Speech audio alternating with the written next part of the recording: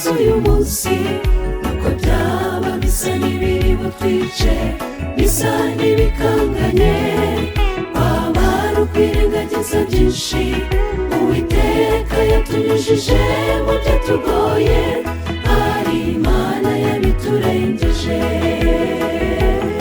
Iyo Mana iri kumva Mana bwizamuka, ifite ubuzima bwawe bwose mu kuboko kwayo ntiyikurinze. Yizere gusa uyirekere ibyo byose bikurwanya, urebe imbere kwereka yuko ari Imana.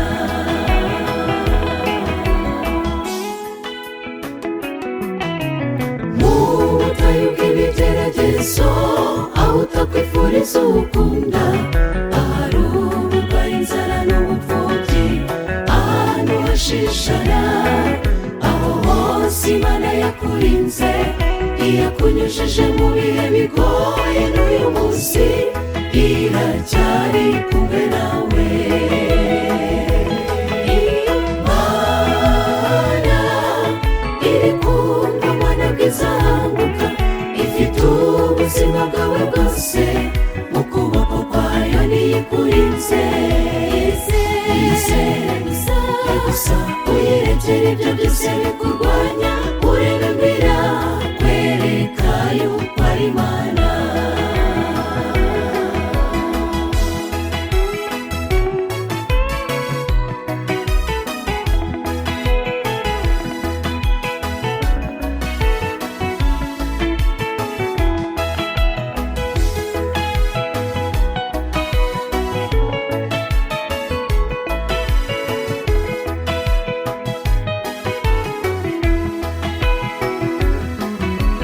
Nubona ugiye gucika intege kubw'ibyo urimo bitari byiza, umwanzi Satani ari mu matwi yawe akwereka inzira mucamo, mubwire ko iyakurinze mu gihe gishize kiri kumwe nawe, izakomeza isezerano yaguhaye.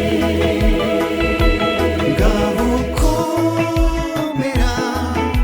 komera kuko uri kumwe n'Imana, uri mu biganza by'Uwiteka, komera.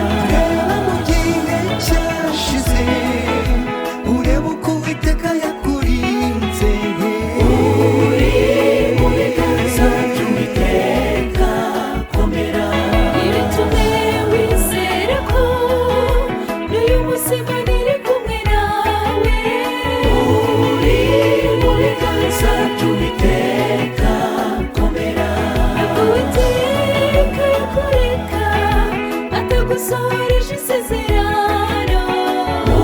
Uri mu biganza by'Uwiteka, komera. Iyo Mana iri kumva Mana bwizamuka, ifite ubuzima bwawe bwose mu kuboko kwayo ntiyikurinze. Yizere gusa uyirekere ibyo byose bikurwanya,